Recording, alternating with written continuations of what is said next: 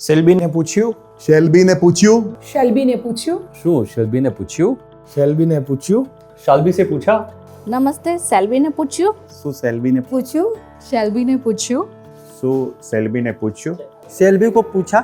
શેલ્બીને પૂછ્યું. શેલ્બી હોસ્પિટલની વાત આવે એટલે સૌથી પહેલાં ઓર્થોપેડિક નામ યાદ આવે.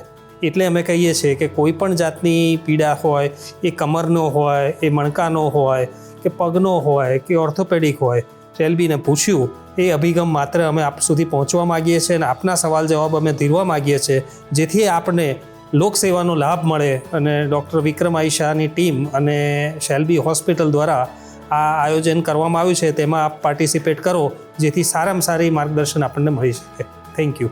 નમસ્તે મિત્રો, દર્દીઓના અમારા પરના વિશ્વાસથી શરૂ કરેલી 1994માં શરૂ કરેલી એક આરોગ્યની એક 32 વર્ષની યાત્રા અમે પૂર્ણ કરવા જઈ રહ્યા છીએ.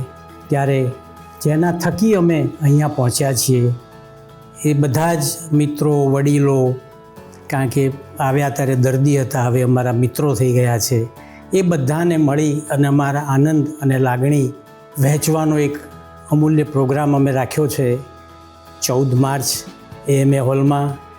હું બહુ જ અંતઃકરણથી આપ સબને વિનંતી કરું છું કે પ્રોગ્રામમાં સહભાગી થાવ.